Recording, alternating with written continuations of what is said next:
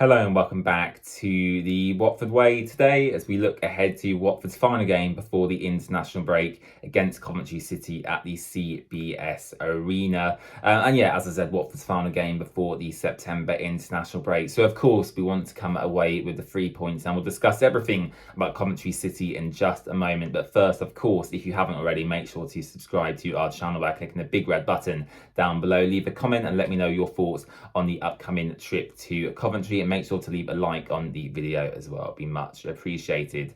And I think we'll start with Watford's last game, actually. And our last game was a disappointing defeat to Blackburn Rovers at Vicarage Road. And I say disappointing, not in the sense that I think we played badly, because I think in parts of the game, Watford played very, very well. We dominated possession. We had, I think, over 20 shots in the game, albeit only 4 of them were on target.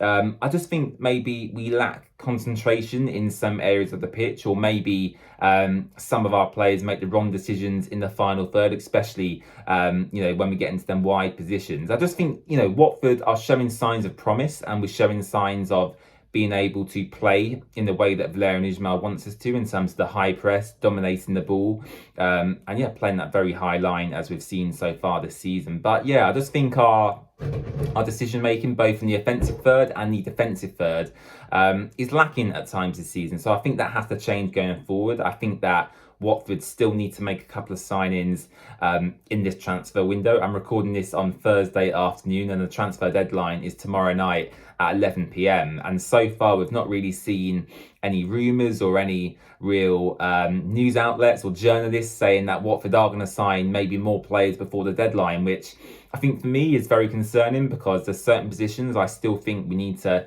maybe bring in a player or 2 players in that position. I think centre-back, we're very, very light. Of course, we have Wesley Hoot and Ryan Porteous in them positions. But beside them, you've got Francisco Sierralta, who can play there, but is being more deployed as a defensive midfielder. And then apart from that, you've got Matty Pollock, who is a young player. He did really well at Aberdeen last season, but is largely unproven at championship level. So I think we need another left-footed centre-back to potentially come into the club, and also maybe another offensive player and a defensive midfielder to come in as well. So there's 3 positions who ideally I would like Watford to strengthen, but at the moment it looks like we're going to go into the season with the squad we have currently, which is concerning for me. I look at Coventry's squad, I look at Blackburn's squad, I look at other teams around us, Stoke City, Norwich, obviously Leicester, Southampton, Leeds all have fantastic squads as well. And I just think Watford aren't quite at the level where we were able to compete with them teams week in, week out. And I think we just have to accept that as Watford fans at the moment. I know it's very difficult to accept that fact, but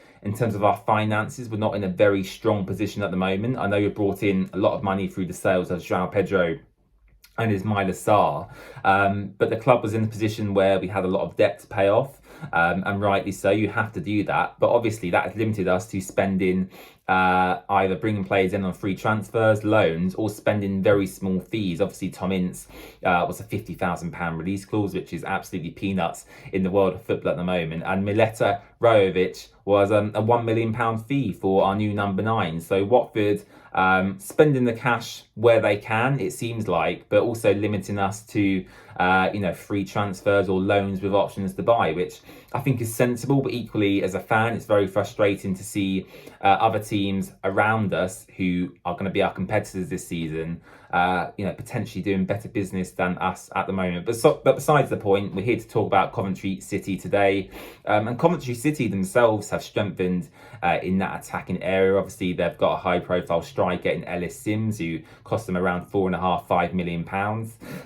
So it'll be interesting to see how he plays against Watford. But also, they've lost 2 big players themselves, in Victor Gyökeres and Gustavo Hamer, who was a fantastic midfield player for them, who I think has moved to Sheffield United in the Premier League. So Watford losing 2 big players in Ismaila Sarr and João Pedro, but also Coventry City losing 2 big players for big money as well. Actually, Coventry City raking in the money so far this transfer window. So I think the game will be equal in terms of the talent on the pitch. Coventry City's manager are highly, highly rated as well. Obviously, they did fantastically well last season, being able to get into them player positions, get into that top 6. Unfortunately, losing to Watford's arch rivals Luton Town in that playoff final. And yeah, I think Coventry City are going to have a good season this year as well. I think their squad is at a par with Watford's, if not better. And I think they'll be looking to maybe push for them top 10 spots, or again, maybe push into them player positions. So in terms of this game for me, I think it's going to be really, really tough. As I said, arguably our toughest test this season. We beat QPR very comfortably. I thought the Plymouth game, we arguably should have won that as well. Stoke City was a game where, again, it was a moment of real quality, and Stoke City obviously, scored that fantastic goal. And then the Blackburn game as well. Watford dominating the ball, having lots and lots of shots, not many shots on target.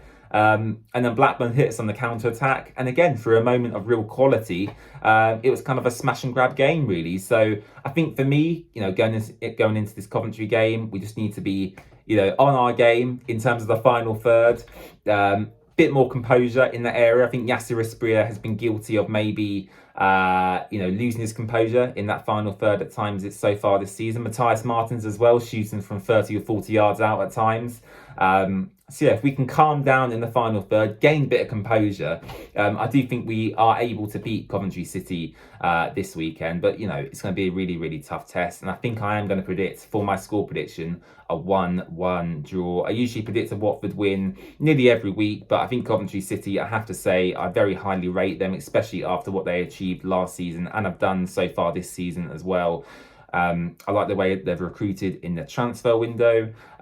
So yeah, for me, I'm going to go 1-1 in this game. I think Watford will score and get back on the score sheet, but I think Coventry City have done enough so far this transfer window to suggest to me that they are going to have a good season, and that they are going to be able to compete with Watford in the game on the weekend. So 1-1 for me. Let me know your score predictions in the comments section down below. And as I said before the start of the video, make sure to subscribe to our channel as well. It'll be very much appreciated. And I'll see you again very, very soon. Bye-bye.